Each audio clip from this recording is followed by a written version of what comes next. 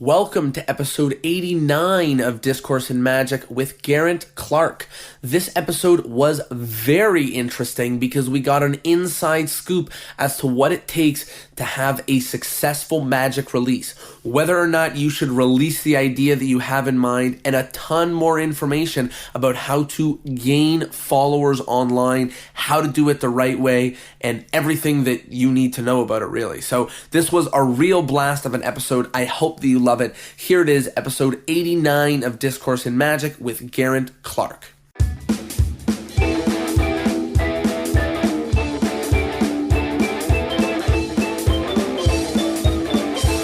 Hello, everybody, and welcome to Discourse in Magic. My name is Jonah. My name is Tyler. And we are here with someone who I'm very, very excited to chat with. One of the few Magic blogs in the world that I read, and someone super, super important in the Magic community. Very excited to dive in. How are you doing? Yeah, very good. I'm not sure I deserve that intro, so yeah, thank you very much. I think that you do, and really that's all that counts. So we're really, really pumped to have you here and to talk Magic and theory and, you know, the Magic world and all the things that are going on and maybe some inside scoops. But let's start, obviously, at the very beginning. How did you get into Magic? Oh, wow. Okay, so I was actually early for a job interview. And, that is a sentence that, you know, everyone else goes, well, my uncle did. Already I'm intrigued. I've got no famous family members, like, Blaine wasn't my long lost uncle. I just ended up, I was early for a job interview. I had nothing to do for like 40 minutes. So I went into a bookstore. And the night before I'd seen Dynamo. He's like a prominent UK magician. Yeah. He was on MTV Base, which was like, you know, it's a very dated term now, but it's a TV channel that kind of did hip-hop style videos, and Dynamo was on there as the hip-hop magician. And I saw him do magic to Wyclef Jean, and it kind of stuck in my head. So the next day when I was in the bookstore, I walked in and I saw Nicholas Einhorn's book, Encyclopedia of Magic, and it was £4, which in American money is probably... $8. About $8 Canadian, probably about $10. So it's super cheap. So yeah, I grabbed that book. I went to Starbucks. I opened it up. I learned the back palm with a business card, and I went into my interview. And he said, "Oh, you've got a magic book. Do you do magic?" And I was so flustered. I was like, "Yeah." He was like, "Yeah, show me a trick." So I did the back palm with his business card and got the job. And I was like, "I better keep up this lie." Everyone here thinks I'm a magician. I actually have to learn magic now. And it seems that right from the get, Magic was paying off for you, which is really awesome because you know a lot of people get into Magic and then they're practicing Magic for 20 years, you know, in their basement with a pack of cards, and maybe they never even decide to get a job using Magic. And for you, it was immediately after you bought your first book. And I think it lends to a lot of the stuff that you're doing in the Magic world right now. So that's definitely a very, very cool story. Also, not the first time that book has come up. Yeah, exactly. An amazing magician. So who else brought it up? Oh, don't do that to us. I don't know. Test us on our own podcast. There's a lot of episodes out, but we have heard it as a first book that people have read. So very interesting, and also a testament to Nicholas Einhorn for writing a great book. So let's dive in, and I want to chat a little bit about your relationship with Magic now. It seems that you are very involved with, you know, the launches of Magic. Obviously, you're involved with some of the major Magic companies, as well as, you know, you seem to be a working magician as well. So can you talk a little bit about what you're doing in Magic right now? So it's kind of weird. I never thought I would have this position in Magic. I went to uni, I did interactive media, which is kind of like a multimedia degree. Mm-hmm. So I learned how to build websites and put together nice documents and a little bit about Photoshop and things like that. So when I left uni, I was working as a doorman some nights, as a magician some nights, and during the days I was working as like a web designer. And then I got into marketing and I started working for, you know, big confectionery companies, gave a few keynote speeches, and then it was actually through being friends with Lloyd Barnes. He's the one who kind of recommended me to Illusionist and said, I know this guy who does marketing and Illusionist work kind of in need of someone to do it. So I did quite a lot of gigs at that time. I did residencies and I did weddings, and I kind of pulled back. I'm not sure whether it's a phase thing that people have, but I was in love with performing and I loved every element of it. And then I started to really despise sections of performing, elements of being booked at a professional gig where, you had to chase payment afterwards, or you had to stay 30 minutes after what you were paid to do just because you were too polite to say no to like the bride's parents and things. Yeah, no, for sure. I don't know if you guys have had it as well, but I was like a glorified babysitter. Yep. Where some parents would come up and they'd say, "Oh, you do magic? My son loves magic." And then you look at their son, and the son's 3 years old. He can't even speak. Yeah. So like, I'm sure he has told you that. But then they're running to the bar. They're making a beeline for the bar. Yeah, I'm sure he loves colors too. Yeah, exactly. Yeah. So I kind of started to say no to certain things, say no to those gigs, and I ended up working myself out of it. And now I just take gigs through word of mouth and, do the marketing and create some magic for Illusionist as well. Awesome. So is that what you're doing full time, or do you still have other jobs outside of Illusionist? Time position. I kind of said yes to a few things lately. So I do a few things freelance for a couple companies that I've just worked with over the years, and they've asked me to do voiceover work, things like that, just through meetings and helping them out and doing favors. So along the way, I've like picked up a few extra freelance gigs, but yeah, it's very much a full-time position. Well, that's awesome, and it's super cool to get into a spot in the Illusionist team with not only just abilities in magic, but in general the abilities in marketing and all of the fun things that you went to school for and you studied. So it's cool to see that pay off in a very large way. And now you're working with the big guns. So super cool to see that happening. And yeah, so can you tell us a little bit about what it is that you do with Illusionist? So I worked with a few magic companies before doing my own releases, and Illusionist is one I was really proud to be asked to be a part of. I was super fortunate because there's an element of quality over quantity with Illusionist. They don't put a lot out. When they do put something out, they make a big deal out of it. All of the prominent magicians that I love and respect kind of made their name from e-releases. So there was a culture there already. There was a culture there that I kind of liked, that I thought was interesting. And, joining it was just, it seemed like a great fit for me at the time. So I essentially run the strategy and business development. So that's planning any campaigns, any ideas of campaigns for new products, any release strategies, like what days we're going to get something out, how we're going to release something via email, or is it going to go out at this time? Is it going to go out in limited supply? Are we going to do it at this? And then anything to do with business development. Where are we going to go from here? What's our next project going to be on?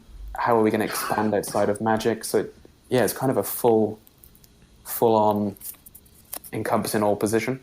Yeah, it sounds like it. So let's say there was somebody young listening to this, and we'll talk a little bit more about if they were creating magic, but if someone was young and listening to this and they wanted to have such an awesome job like you do, maybe working in magic, what would you recommend to them? Do you know, that's a great question, because I would 100% recommend the only thing you need is transferable skills. So don't expect to get by in life on just being good at magic. If you've got something that a business can use that can benefit them, then you've got the kind of edge. You've got the edge on your competition. So yeah, it's kind of the biggest piece of advice I would give is if you're a web developer or if you do marketing or if you do graphic design or if you do video production, if you love magic, just have one of those kind of niches under your belt as well. And you just become a bit more of a worthy prospect, I guess, for a business to hire. Absolutely. I think that's good advice, especially because people have a large array of skills. And what you're saying is a super great example of being able to, make it into the industry that you want, but not necessarily through the main pathways that people do. You don't necessarily have to have the most hard-hitting trick to be able to work for some of the best companies that you want. I know that Illusionist put out something recently looking for, videographers, right? Which is a great example where people online could have a skill and ability in videography and also a passion for magic, and that might take you to a higher place than magic alone does. Just to interject very quickly. I'm hearing some crackling, and it's possibly because the headphones are up against your beard. So if possible, just like hold it out with two fingers. Maybe that's what's happening, but I'm hearing it on my end. Is it still crackling now? Nope, that's perfect. Okay. I'll hold it out. Thank you so much. I was just going to say that's an interesting concept with the hiring of the fan base, because the guy who got the job wasn't the best videographer. Right. The guy who got the job had only had a camera for 2 months, but he had the ingenuity and he had the vision, and we could just tell that he was the kind of person that would grow into the person we needed. So you don't necessarily have to have the best either. It's just attitude. You need to have the right attitude. Yeah, and I think that's a good piece of advice. Now, let's say that let's dive into. I'll say it again. Let's dive deeper into the actual magic. So I know that you have a huge hand in talking about the releases of products. So let's say somebody really had a great magic product that they wanted to release. Would you recommend them going to Illusionist? Would you recommend what would you recommend they do? It seems like you're the guy to ask about how to release a product. I think it depends what their goal is. Some people want like a quick payout, and the answer is it depends whether you want to be known for having good magic, to build a reputation for good magic, or whether you want, just the most money, because people think that there's value in different percentage rates, like Illusionist royalties versus, competitors' royalties, like Penguin or Theory 11. And they think the most royalties means the most money. But you've kind of got to look at it, if I was going to give someone some advice, I'd say, look at what each company could give you, and if you want to be known and respected, and it's a book format, then obviously you're going to go to the companies that do more with books. Right. If it's a modern download and the target market should be teens and hobbyists, then go to a specific company that deals with that. If it's a commercial worker that everyone who's 30 years old and is gigs every day of the week is going to want, then take it to that particular company. So yeah, there's it depends what your desires are, I guess. Does that make sense? Yeah, absolutely. Yeah, no, for sure. What your goals are. Yeah, you have to do your research, and also it's I think I wrote something about this on my blog as well. I added like 5,000 friends over the course of a few months on Facebook that were all interested in magic when I wanted to promote my first release, and it went to number one on that particular platform because I put that time in. So I think it's worth as well networking with the magic community if you've got something in mind, you've got something coming up. And it's just nice to know that not only is it doable, but you have options. And a lot of people are at home worried. They're like, oh, I have this piece of magic, what do I do with it? And there's options. You can go with many different places. You can try to just put in the legwork on your own, by adding friends. And one of the things that you said earlier about percentage is, like I'd rather have 25% of something that's really successful than 100% of something that does not successful at all. So it matters in terms of, the launch itself. Yeah, it's what people are going to give you for it. So are they going to give you the attention you need, or is it going to come out with 50 other products? Exactly. And it's your personal goals for that. But one thing I advise people to do as well is just to sit on it, because I released Non-Toxic. Don't know if you guys know that trick. It's kind of like a precursor for Cypher a couple of years ago with the iPhone calculator. Yeah. And I did the effect for 3 years. I didn't do anything with it for 3 years. I came up with it. I used it basically every day of my life. And after the first 6 months, I knew it was worthy of being out there from the feedback I'd had from friends at conventions. But I didn't want to rush it either. I thought if it is that good, it will stand the test of time. And sometimes it's worth it just to sit on that material for a bit and wait and bide your time. Yeah. That's,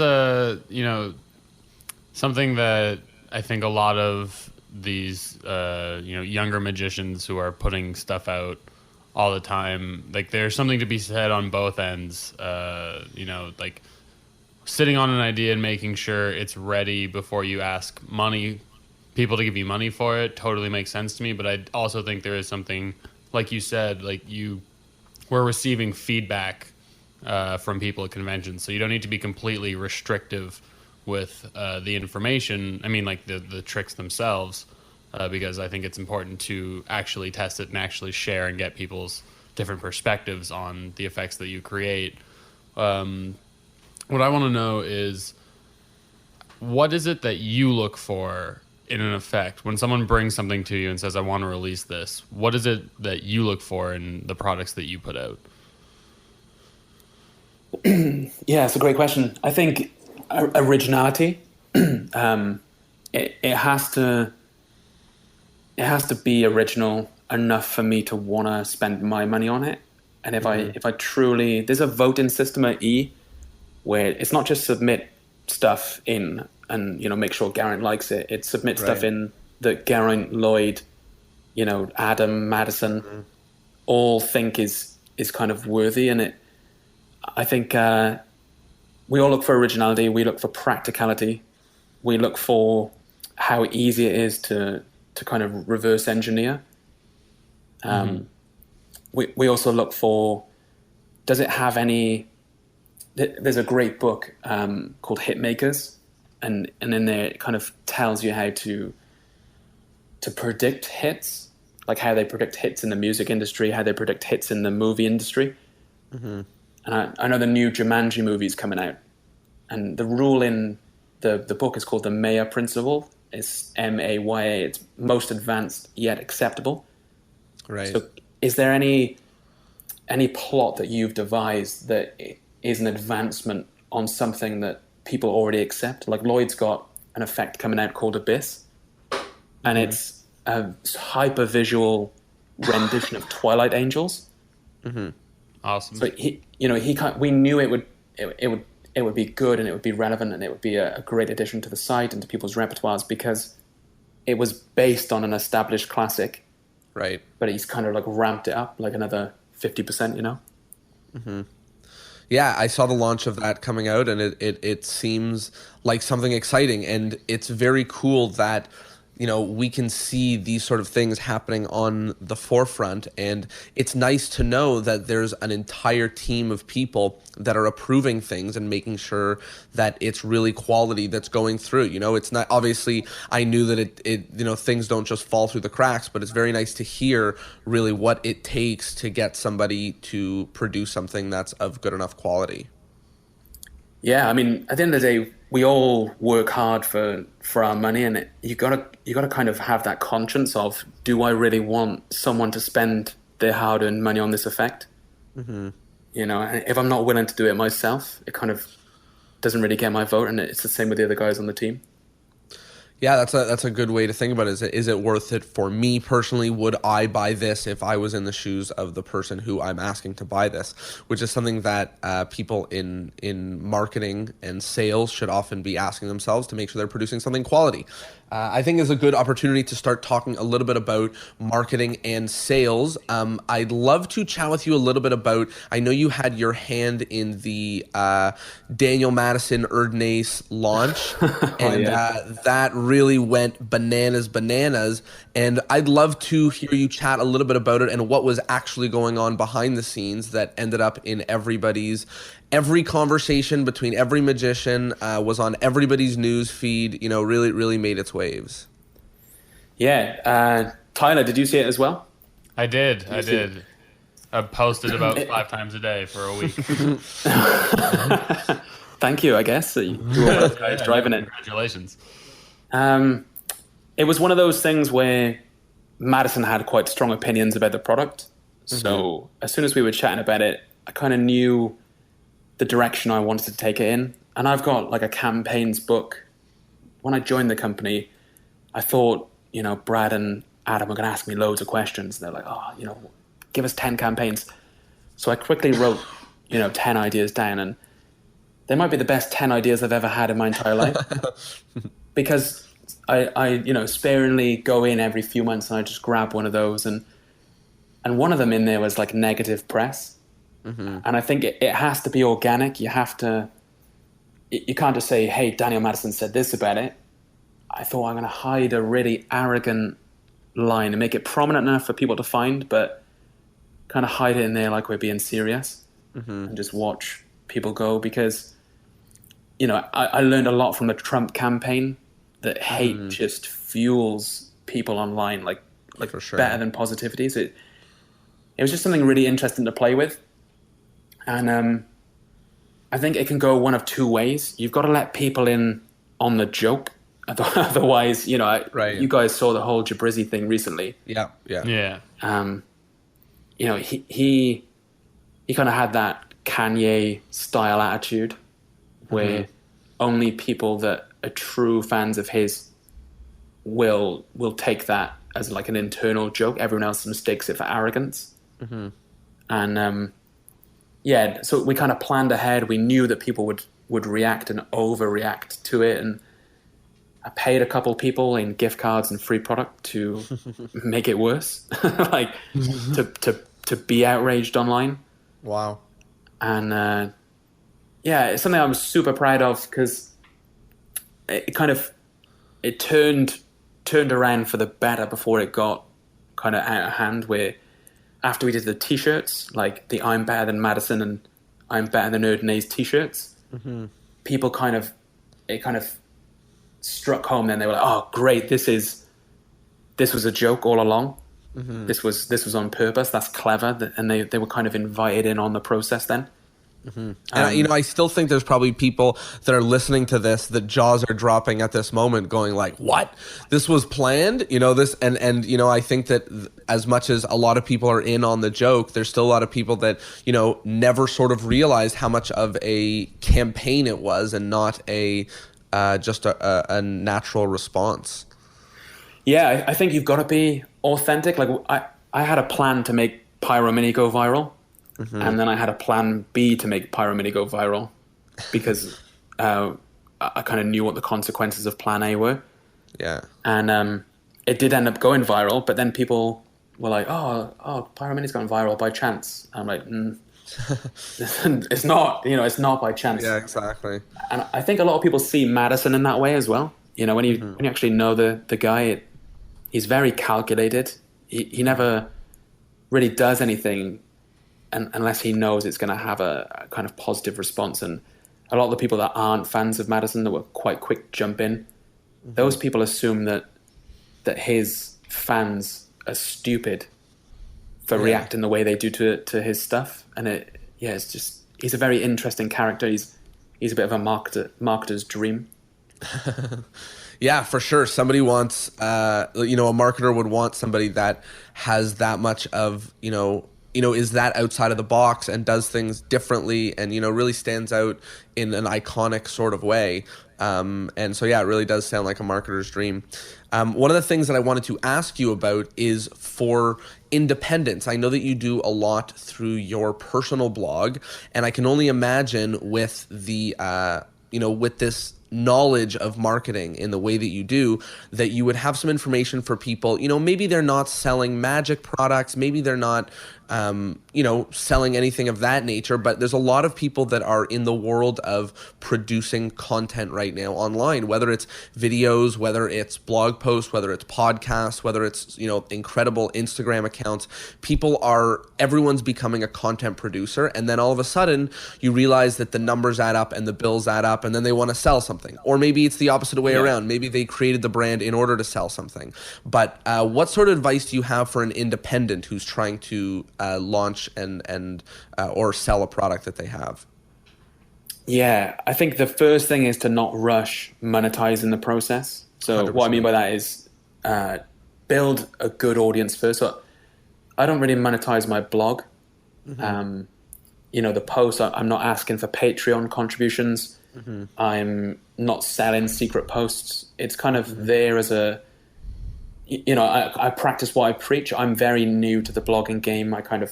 I've written blogs before, but I really paid attention to it as of January this year as kind of like a New Year's resolution. So I say first bit is don't kind of rush to monetize your content. You've got to build an audience's trust first. You've got to have, it's a two-way street. You've got to give value in order to receive value from your audience. So I think that's step one. Step two is build an email list, because social media, you like people like Nike, they got caught really bad with Facebook. They built up to like 5 million fans, and then Facebook changed their kind of system for fan pages. Yeah. And now when you post out on a fan page, it's only really going out to about 15% of your audience. So if you've got 100 fans, if that, 15 people, exactly, if that, 15 people are likely to see it, and you've got to pay for more to do it. So your content is so restricted on social media. It's crazy. It's the same with Instagram now. They've changed their algorithms. It used to be a timeline. Facebook bought them, and now it's just most engaged posts that come up in your feed at the top. So I wouldn't really pay attention, because they've got everyone by the balls. If you build a good social media following and they change their policy, I'm a fan of a couple of the YouTubers, and they got hit hard with the adpocalypse. Yeah. And then their business models have changed overnight, because they can't pay their bills based on what they used to. And I think at least an email list is yours. At least if people want to know from you, they can interact with you personally. And when you get up to a big enough point, no one can take that away. You're still going to everyone's inbox regardless. 100%. And I think that's an incredible piece of advice. That's almost like a great starting point. And I'm super proud to say that, from the get, Discourse in Magic has been, pushing the email, and for people to join us on their email. And, we send particularly new and interesting stuff to people that are on the email list, because, we know about this. Like it's not news that social media can be throttled back at any time, and that we're at the call, or we're at the demise of whatever it is that the social media channels that we do decide. And obviously I love Instagram as much as the next guy, and I love Facebook as much as the next guy, but Instagram could tell us that it costs a certain number of dollars to reach our entire audience soon, or it could change the rules entirely, and that's the game that we have to play. And it's nice that email is our own, and I highly recommend anybody to really take you up on that piece of advice, not only because you're not at the discretion of a social media channel, but also because email is still a personal thing. It's different than sliding into someone's DMs or something of that nature, but it's still a very personal thing, and people reply their emails. One of the things that I like to say is, as much as what's going on in social media and everything, the places where you buy stuff and the places where you get paid, they come in your email, So if your goal is to sell stuff or to buy stuff, the best place to do that is going to be through your email and not through a social media channel, because you could be very well missing it. Yeah, I mean, people think that there's huge money in influencer marketing as well. So I'd say, that people should kind of hold off I'll give you an example. There's a prominent magic YouTuber who had a release on Illusionist. They wanted to promote it on their YouTube. They ended up selling 27 units through that course. So it's and you know, this person's got a huge following. I won't say who it is, but you know, you could sell more than that with one email blast to your list with just a link that says go. So there's a lot to be said for the way that you build an audience and how that value is given, because the numbers aren't important. Kevin Kelly, I don't know if you guys have read this. Absolutely, 1,000 True Fans. Absolutely, yes. That's what I'm about to say. Of course. Yeah. You guys are. I mean, like you said, you're building. You do the best Instagram videos, by the way. Oh, thank you so much. That's very, very nice to hear. But yeah, you're doing things right with Instagram. You're building an email list, and for people who aren't aware, there's an essay called 1,000 True Fans by Kevin Kelly. You can read it for free on LinkedIn, and he talks about, you know, getting 20,000 passive followers is a target for some. But if you get 1,000 die-hard fans, you can make a career for yourself with your art. So it's about getting quality, not quantity. And you know, I started my blog and I was high-fiving my girlfriend. You know, I just hit 800 blog subscribers. So, you know, for people who want to read my content, which is for me, you know, it might not sound a lot to some, but everyone's got to start somewhere. And for me, like this podcast is for you guys, it's an investment. You know, you start off, you work hard at it, and before you know it, in a couple of years, you're at the top of the charts. 100%. And you know, maybe a lot of people might even be surprised by the number 800 compared to like the number of followers that you have on channels or stuff of that nature. But it's a real testament to the difference between, you know, a follower in the social media sense and a fan and a true fan, you know, which Kevin Kelly puts very clearly in that essay about, you know, what a true fan is and how to define them. And I think that that's a really, really killer essay for anybody who's producing anything online. I'm so excited that, you know, you mentioned some of the major points that have been you know, rocks of our podcast, which is the email list. And really that essay was something that woke me up. I found it through Tim Ferriss originally, but that essay is something that woke me up, and I would highly recommend anybody who's producing stuff online to do exactly what you're mentioning, to just focus on doing good work, building an email list, and not monetizing too early. I know our first mistake right out the get is I had put a couple blog posts that had links to products that I was an affiliate for, and that was just the stupidest thing, and I immediately deleted them, and I just cut out any affiliate links where I got paid based on a product that was recommended from me, because I need to earn people's trust, and it's not worth me getting $3 on a $30 purchase that they're doing because I recommended it to them. Instead, I'd rather get $3 worth of their equity and their love, you know? And like, I know that's not really, doesn't really make sense, but instead of... You can't buy love, I know, you can't buy love. Jonah, you can buy love. You can absolutely buy love. There you go. That's what I want to hear. No, but it's much more worth it for people to, you know, love and trust what we do, so that when we do ask for something that we know is of quality, we are, you know, we're not, you know, spending all of our asks, so to speak, on things that we don't really stand behind. Instead, to focus on the things that you do stand behind, and focus on, you know, building an audience of dedicated people who enjoy the material that you do create. Yeah, there's a great thing as well there with, you know, reciprocation. So you give people great content, people, they owe you one, whether they do formally or they don't, they feel like they do, and you can exploit those favors. I mean, people inbox me all the time on social media to ask for favors. Is this trick good enough? What do you think about this video? Can you help me promote my t-shirt? Can you do this? And I always help, because, you know, it's better to be owed a favor than it is to get that quick cash. 100%. So, because that person could help you in 3 years' time. That person could be a huge influencer that will remember that moment and shout out your podcast or your blog or your new release. Yeah, 1,000,000%. And I know that I'm as well, just like what you're saying, I'm always available, almost too available on any channel. You know, anybody can message me anywhere, and I answer and I give them advice and I reply. I try, no matter how long the paragraphs are, but sometimes that's just not possible. But yeah, you know, I reply on every channel and I do my best to give them all the best advice that I can.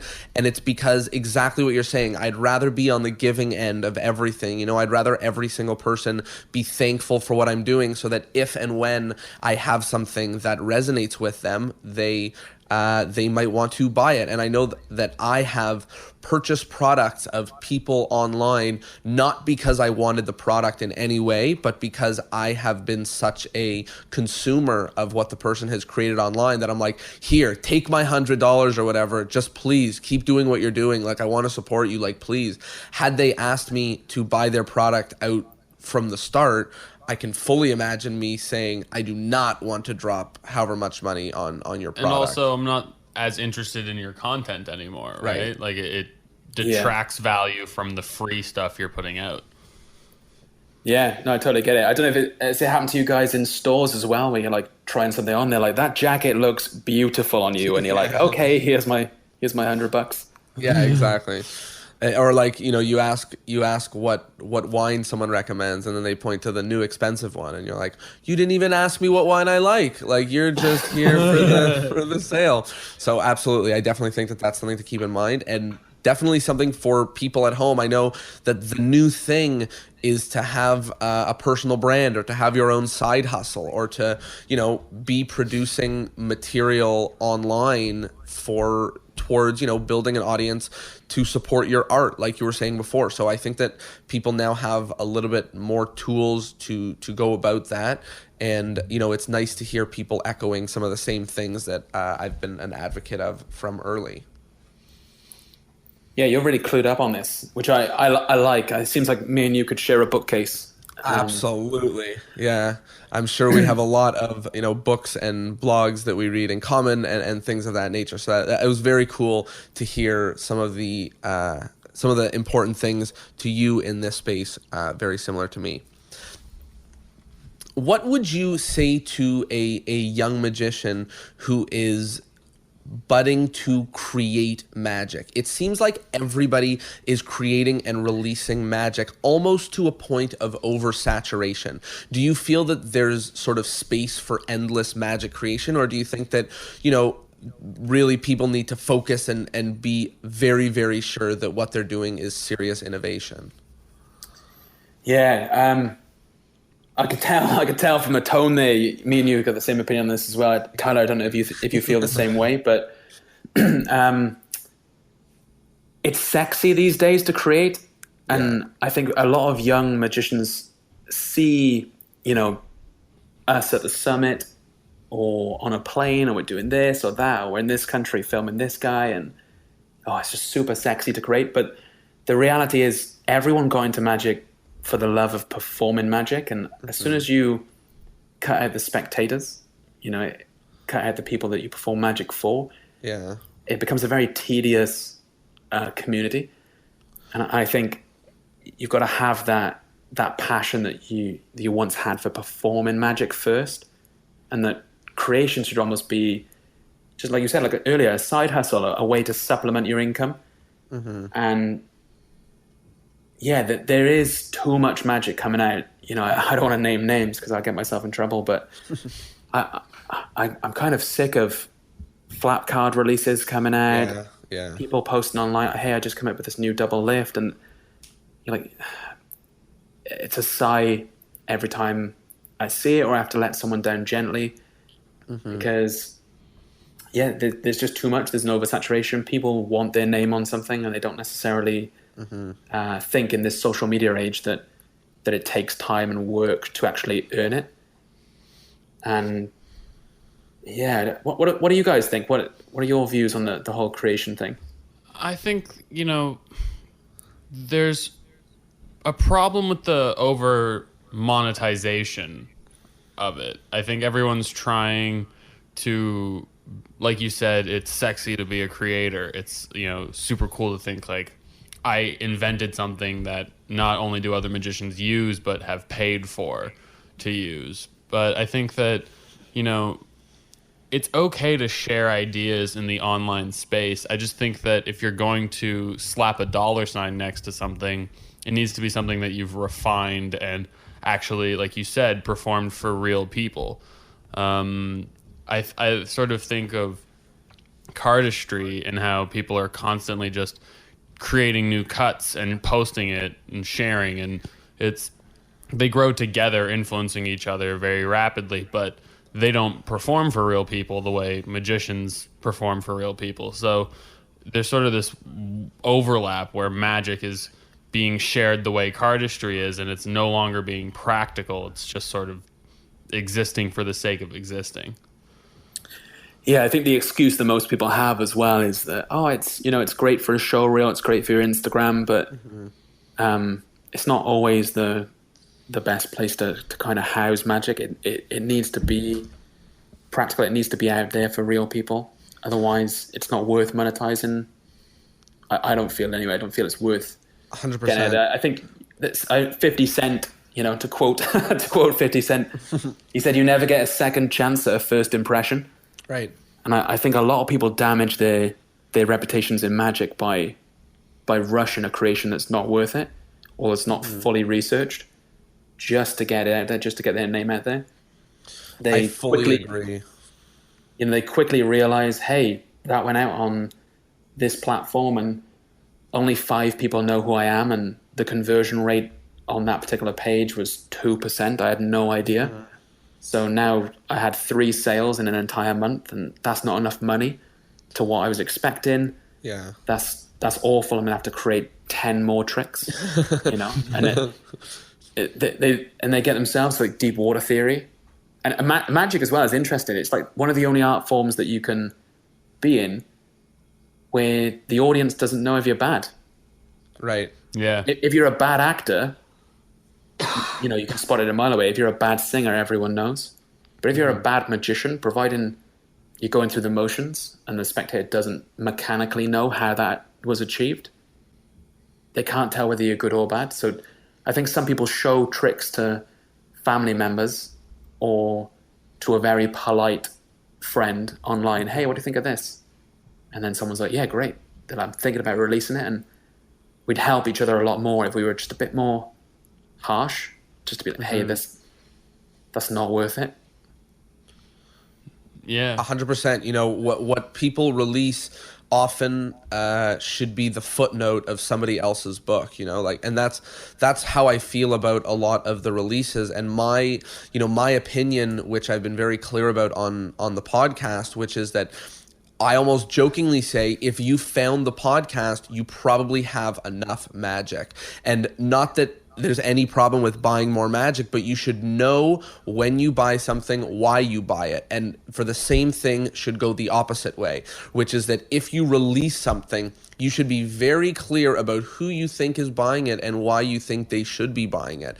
And, as much as I love endlessly buying every new magic product, I think it's better to buy the ones that resonate with you or that are going to make way into your performances, into your shows, or even if you're not a performer, into the things that you're going to actually use, and not just buy random stuff. Because I think as the oversaturation of products comes, people are realizing that you can't buy everything that every magic company releases. You just don't have enough dollars. And there's not enough time. So I think that the best thing that people can do is to think about buying magic in the same way that they think of releasing magic, which is to be much, much, much more selective. Yeah, and I've gone back as well. Like I think what people do is they get into magic and they're so obsessed with it. They immediately become like a sponge. I need to absorb everything. I need to absorb every method, every trick, everything new that I like the look of. Yeah. I'm going to try it all, and they eventually learn. And as they get older, they realize, hey, this won't suit my style. They become a lot more discerning. Mm-hmm. And I've gone back, when I perform now, I've gone back to old tricks. Mm-hmm. So my repertoire, my working repertoire is the exact same as what I performed in cocktail bars 5 years ago, with one new trick added. So there's a lot to be said. I think people they'll get to that saturation point and it'll happen for everyone. And then there'll be another new person in Magic. But yeah, some people, like, there's like top 50 new releases this week, and it's impossible for everyone, you know. And if you want a bestseller, for anyone, you know, if you want to create a bestseller, create something and perform it for like 2 years first. Work out all the kinks. Work out every question that every magician could ever ask you about it. Make sure that, you know, it's got such incredible reactions in your set that you go to it first, and that you perform it in your sets and then release it. And if you're a buyer, wait for 4 or 5 people, you know, to beam with excitement when they tell you how good this thing is. 100%. And then buy it. 100%. Let the people who buy things before they come out be your advice on people saying, oh, this is the best thing ever, then maybe that's something that's for you, you know?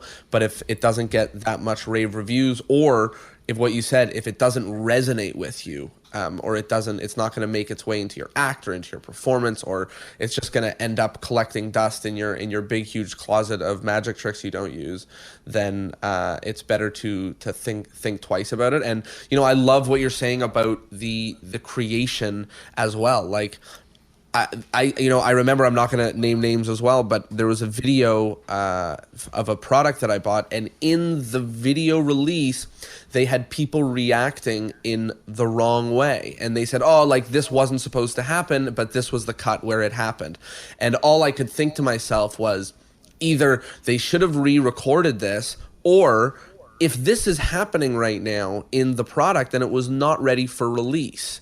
You know, yeah. And like, you can see when there's errors in the creation of the product. I don't mean like typos or things of that nature, but I mean like if you know, in the reactions, they're not the right reactions, or in the, you know, if they got clips of things going wrong in it, then it's not as hard hitting or as 100% as I would like it to be. Anymore. 100%. Yeah.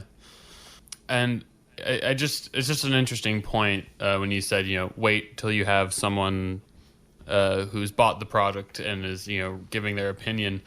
It's just another testament to how oversaturated the market is. There's people who have built large followings just reviewing the daily releases of Magic products, right? So, I mean, I just think it's, you know, I haven't heard an argument for the other side that really resonates with me of, oh, everything's fine. You know, there's no oversaturation. It's just, I mean, yeah, look, power to anybody who's consuming and buying absolutely everything. And if you get joy out of that, that's great. That's great for you. But I know that definitely this podcast. But that's what you're getting better at. Right, exactly. You're getting better at consuming. That's exactly right. And this podcast was founded on helping people not just do magic, but do magic better. And if it's for business, then not just get booked, but get booked better. And I think that that's the thing that you should focus on. You know, what do they say? What you do most expands, or what you focus on most expands, you know? And it's exactly what you're saying. If all you do is buy tricks and do them for a few days and then get rid of it, then you will have whatever skills are associated with that person. If you find tricks that resonate with you and perform them for years and years and years and years, then you will get all the benefits that's associated with that person, you know? So it's really about what you're trying to take out of it. There's a difference as well, I think, between good and great.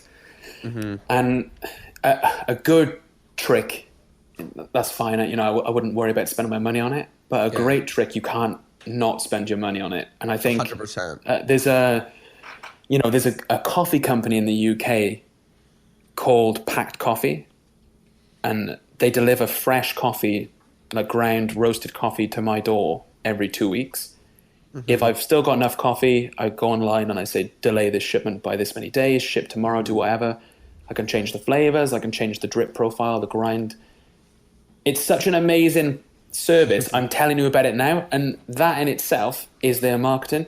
100%. It's just pure word of mouth. It's so incredible. Everyone I know, I'm like almost forcing people. I'm like, Oban flew from Toronto back to the UK. And I called him and I was like, hey, now that you're back, you need to sign up to Pack Coffee. It's one of the first things I said. because I know how much he loves coffee, and I think it's the same with magic. When something is really undeniably great, everyone they can't help themselves but tell you how good it is, and then you just have to dive into it. And you know what? I think that is a real good goal and peak for people to hope for in the release of their magic products. You know, not to make something that'll make a few sales, but to make something that people cannot live without, because it's such an incredible product, an incredible piece of magic. And yeah, go ahead. I was going to say, not only, you know, will people be talking about it saying this is so great, but they'll be showing you in person. You know, like for products that look really good, you'll be like, have you seen this video? Right? But when a product is truly great, they have it physically in their hands because they bought it already, right? Yeah, I mean, we were really fortunate with Cypher. You know, it sold thousands and thousands of units. We put a lot of work into it. We had it for a year before it was even out. We were out performing it all the time. We showed everyone at the session convention in January, like all the magicians, got the quotes, got the recordings, didn't release it until the following August, so like another 8 months later. Because we were refining it, we were keeping it, we were performing it and working out all the kinks. And there's like a long, probably boring download where me and Lloyd are covering all the possibilities with it and sitting there on the couch talking about it. And you know, it's really sad to kind of sit there and talk about your own magic effect in that way, where we were just beaming. We were like, oh, we did this and then we did this, and we were super excited. And I think, you know, if you want to be a creator, you should aim for that feeling, the feeling where you're a genuine consumer of your own trick, and you're just beaming with excitement to tell people. It's not just going through the motions for it. And the first thing I did when I got to Illusionist and I signed that contract was strip them from 3 releases a week. Right. And I dropped the releases down. And last year we averaged 0.6 releases a week, so less than 1 release a week. Yeah. At the company, and it was 3 releases a week, so less is more, I think. 100%, and that's really something incredible to hear directly from you, that you felt that there was too much release and not giving things enough time, and not, you know, obviously with less releases, it means a strict increase in quality. I mean, by definition, I'm assuming. And it also means that, you know, each thing has the 15 minutes of fame that it deserves, because, you know, as much as what we're talking about, how magic, certain products can be incredible and undeniable, you know, in a 6-month, 1-year window, obviously things sell more in their launch week than they do a year and a half afterwards. Yeah, I agree. I think everyone, you know, when you work with a company as well, like, you know, at least me personally and the guys on the team, we all feel like everyone deserves our attention. They deserve that platform. They deserve that soapbox for the moment that they have. And for sure, if it's put out with something else, then it's kind of showing a disrespect to their hard work in that creation. Like, hey, we don't care about you enough to feature you. We're going to hide it behind a new deck of cards we're releasing. That for me, it kind of leaves a bad taste in my mouth. And I'm a member of the community. I'm a consumer first, and a creator and a performer first, and then I'm an employee second. And I think, you know, everyone should have that same viewpoint when it comes to releasing magic. For sure. You know, it's funny. I was just thinking, like, if you release something in order to make a quick buck, you'll do just the opposite. Like, it won't make any money, and like, because it's very clear how much effort was put into it. If you release something because it's a piece of quality to make it into the industry, that's when you will really get paid for your hard work and thinking and years of effort. Yeah, 100% agree. What's the most recent trick you guys have bought? The most recent trick that I bought, you know, to be honest, recently I buy a lot more books, to be honest. So I don't think that I've even bought a trick in recent memory. I can't think of an actual trick. Like, it's been legitimately years since I've bought an actual trick. I mean, I think I buy the occasional thing from the Magic store. In terms of downloads, I think the last download I got was the Phone Vanish. that Oh yeah, Blake yeah, Hoyt yeah, put yeah. out. Oh yeah. Yeah, I thought it was cool. It was like I want the inside scoop on this, but yeah, for the most part, I buy like the occasional prop from the Magic store, and other than that, most of my Magic comes from the dollar store or craft store, and I like to build things myself. That's awesome. Jonah, what was the last book you bought, or the best book you bought? The best, or oh man, a lot of options there. The last book I bought was A New Angle by Michael Feldman and I literally got that as well. I've got a stripper deck sitting on my desk. Yeah, me too. That's an incredible book, and that is a beautiful example. I mean, we had Feldman on the podcast, and that was a beautiful example where he was talking about it. We had Gaff Guy on the podcast as well, talking about stripper decks, and my eyes were open, and I was like, I need to get my hands on this. I need this. It wasn't something that I want. I don't buy anything that I want anymore. I only buy things that I need, right? And so that was definitely, my feeling with that. I buy a lot of theory books. So I just bought I forget the name of it, the Thinking Magic, or the new Eugene Berger book, as well as the Tamariz release. Because I mean that's the stuff that I buy right now. But yeah, and I've been loving A New Angle. It's a great book, but for the most part, just to put a little bit of context, Tyler and I do a lot of performing in Toronto on a company that Ben Train and I started called the Toronto Magic Company, and we do a lot of performing. We have a show called The Newest Trick in the Book, where 2 Tuesdays a month. There's 5 magicians, each performing brand new material. So for us, we are learning our own creative process because we have a stage and an audience to do new things on stage. And one of the things we joke about is when I'm trying to come up with something new and creative, I go to the dollar store, Tyler goes to the Magic store, and a friend of ours named Mark goes to the grocery store. And that's where, and literally he's got tricks. The holy trifecta. That's the holy trifecta of magic.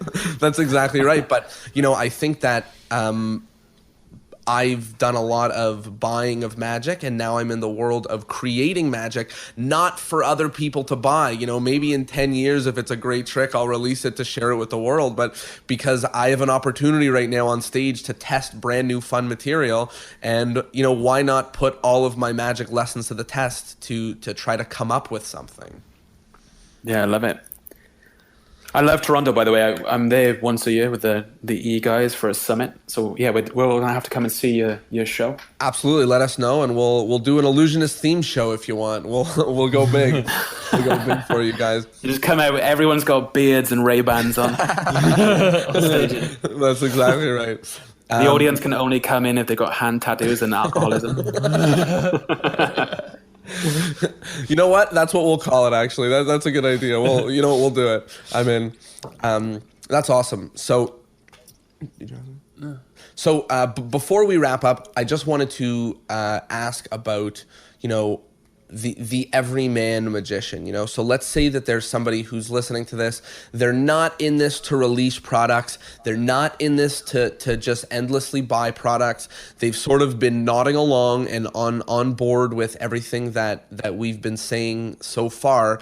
What sort of advice do you have for the regular performer? And it doesn't need to be advice in terms of buying products. I mean, it doesn't need to be business. It can be either or both or whatever. But what sort of advice do you have for the everyman's performer, the most of the people who are engaging in all of this? Most of the people that are following Illusionist, most of the people that are following this podcast, most of them are the everyman performer. So what sort of advice do you have for them?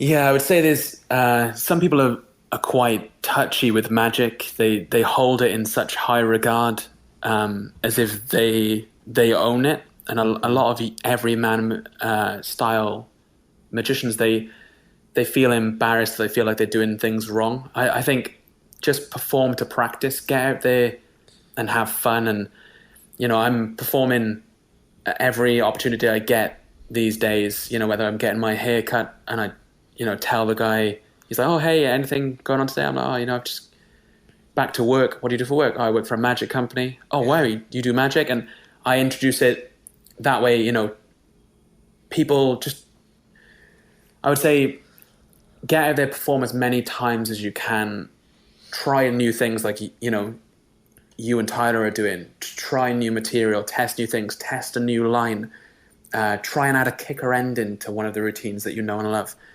Get all your family involved, offer some free charity gigs. It doesn't always have to be about money. Try and get the kind of love of performing back, and don't worry about what other people tell you when it comes to the sanctity of magic and, hey, make sure you're doing this the right way and don't perform this effect unless you're doing it this way, or, Right. make sure you practice for 10 years in your bedroom before you get out there and show anyone, because you don't want to make me look bad because I've got a gig next Thursday with those guys. Right.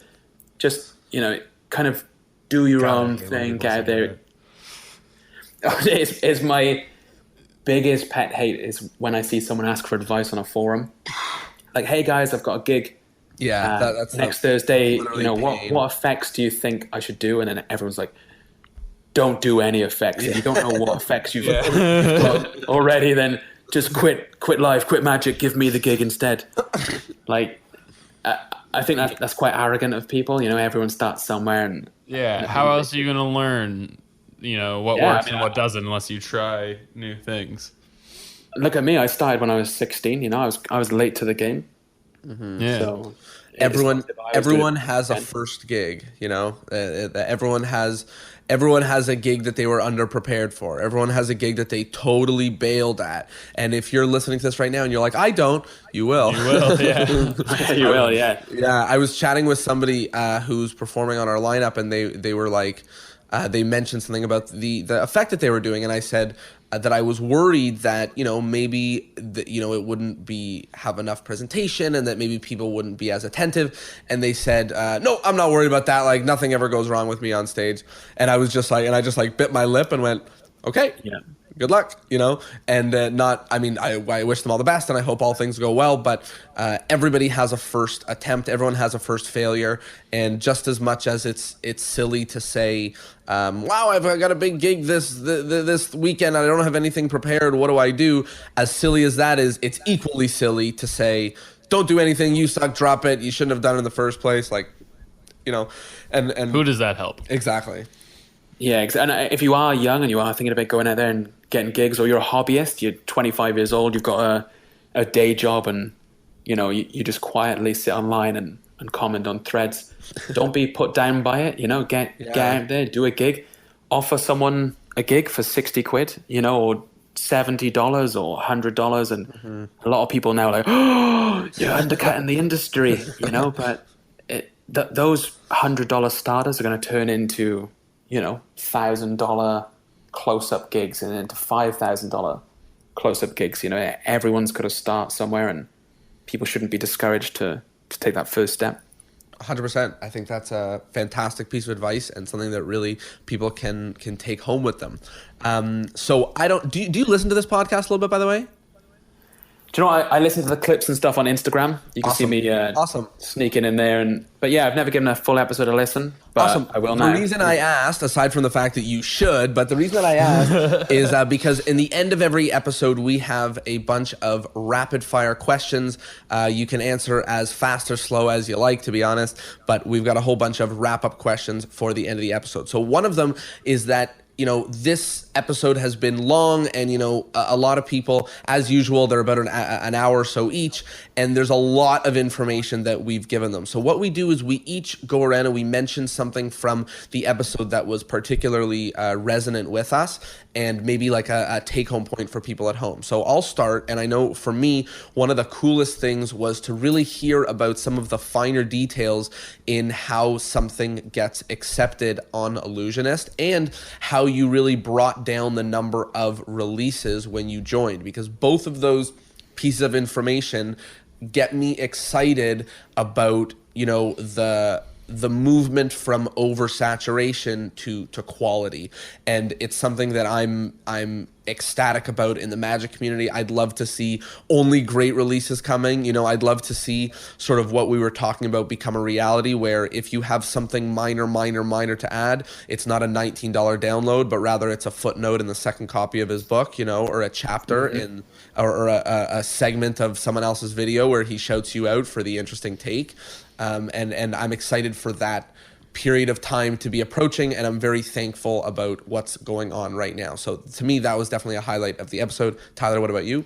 I really like the words of encouragement for young people to start doing the Magic that they know, and you know, not worry so much about buying the newest thing that comes out and just grabbing things because it's there. Really focus on learning about what works for you and what doesn't, and the type of Magic you want to do. And also for people who want to release Magic, again, it ties into oversaturation, but the I don't know what's the right way to phrase this. Giving yourself the requirement of, I would want to spend my own money on this, and not tricking, you know, the magicians in the community into giving you their money on a product that is not deserving of it. And what about you?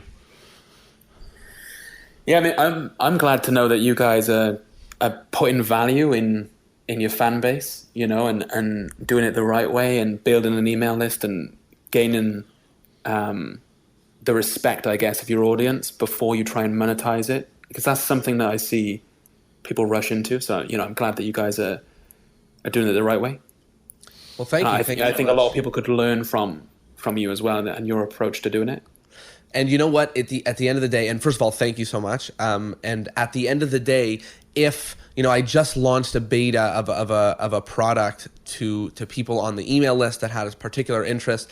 But at the end of the day, if nobody ever buys anything that is ever created through Discourse in Magic, I still got to interview all the coolest people that I wanted to in Magic, and I still got to, you know, and like for all the costs, it's marginal compared to all the awesome stuff that have come into my life, and, you know, that I've been able to meet cool people like yourself. And, you know, you can just not only to just add to that point, you know, not only to do it the right way and not monetize early, but, you know, if you never monetize or if nobody ever buys your product, you know, I don't have the expectation that everybody who listens to this is going to buy what ends up being sold. You know, instead, I'm thankful for each person that listens to it. You know, I'm thankful for people who comment and engage. And if they choose to be thankful of me and buy a product that's released, that's great. If they don't, no hard feelings at all. Continue to listen to free content and engage, and that's for you. You should find the value outside of money, right? You should find the value in the content that you create and not what that content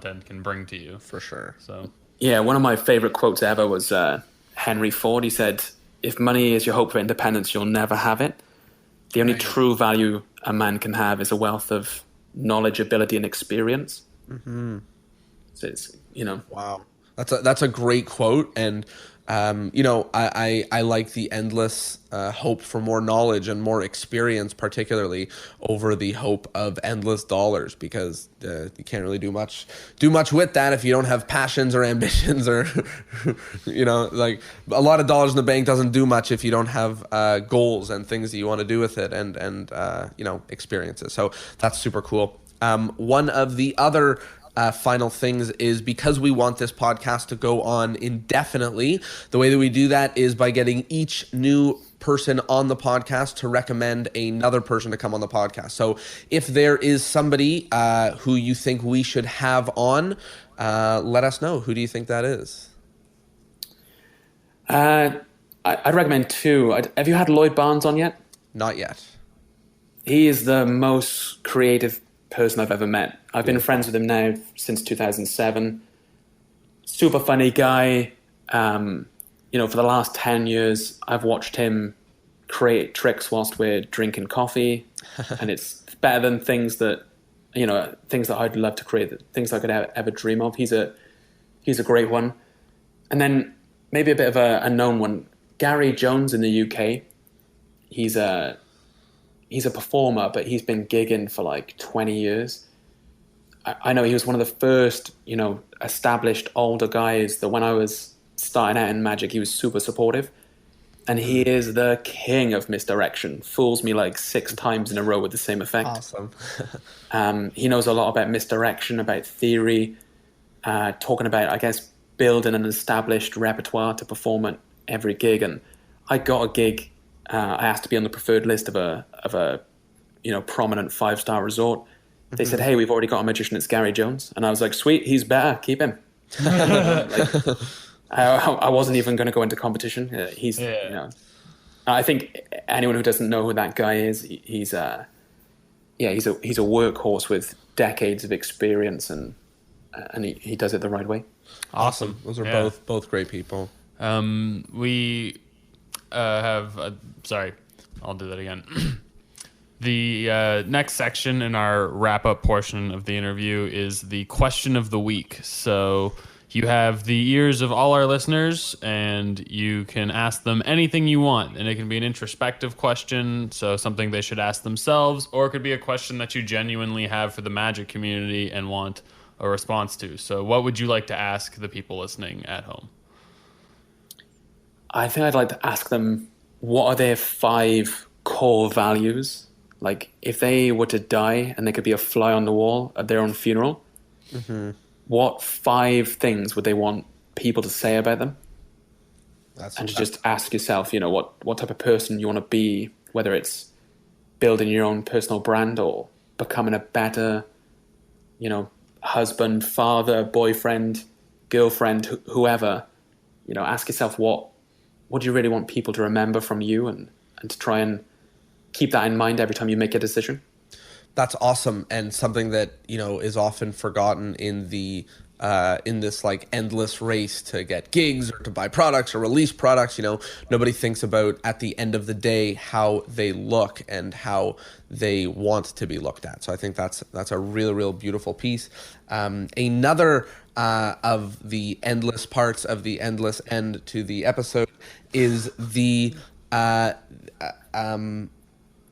magic PSA. So basically you have the ears of, my count is roughly 1 million magicians listening to this. And they all are ready to hear anything that you have to tell them, whether it's a positive word of encouragement or negative words. We've had everything from don't take this too seriously to stop doing banana bandana. Any sort of that's a great it was a really good it's a real good PSA though. So what would you like to tell all the magicians of the world if you could? Stop performing Omnideck.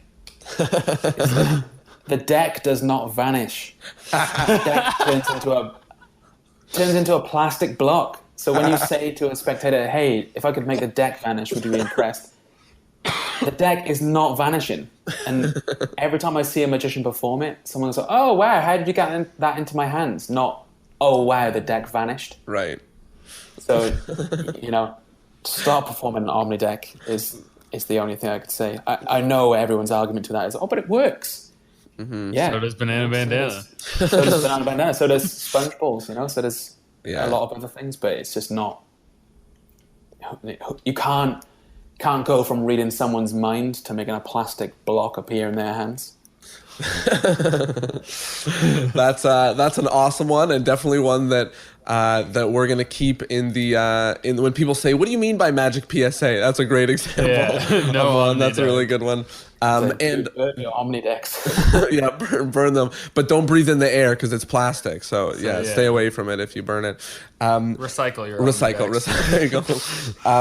And with that is the last section, which is plugs. Tyler and I are a bunch of plugs. No, I'm kidding. Do you have anything in the magic world that you would like to plug or share? I will, from the get-go, just tell people that they should check out your blog and, of course, join the email list. I love the blog posts you're putting out, and particularly that it's not exclusively magic, and you can learn about a lot of the stuff that we're talking about marketing-wise on that blog, and a lot of some of the inner ideas that you are playing with. So I am happy to plug your blog, but is there anything else that you'd like to plug into the magic world? No, I think the blog is kind of a passion project for me. It's where I'd like people to find and evaluate my work. If anyone doesn't know who I am and they want to check out some of my magic, I'd say, Illusionist is a great place to get some of the things that have my name on. And in a couple of weeks, I'll be launching a new routine called Spectator Card to Pocket, which is, something I've been using again for a long while, that was developed over a long time. And one of my favorite routines to do is not incredibly, it's not the best, most original gimmick ever. It's more of an update on a classic gimmick. But some of the things that have been applied to it just make it like a real powerhouse routine. So yeah, I'm super proud of that. It'll be coming out in a few weeks' time. So yeah, check out the blog. I'll be writing something about that trick, about developing it, how that came around anyway. So if you're at the blog, thank you for that. And also, I plug your podcast. I think you guys have got a great attitude, and you've converted me. I'm a fan. You've made a new fan. Well, thank you so much. That's very cool to hear. Yeah. And once again, a big, huge thank you for joining us on the episode. And of course, a big, huge thank you to all the people at home who tuned in for an hour. And as usual, big props to you guys at home for spending an hour working on something that isn't where to put your pinky, but instead what to do with your brain. So props to you guys, and a big, huge thank you to you, Geraint, for joining us. Thank you, guys. I appreciate your time.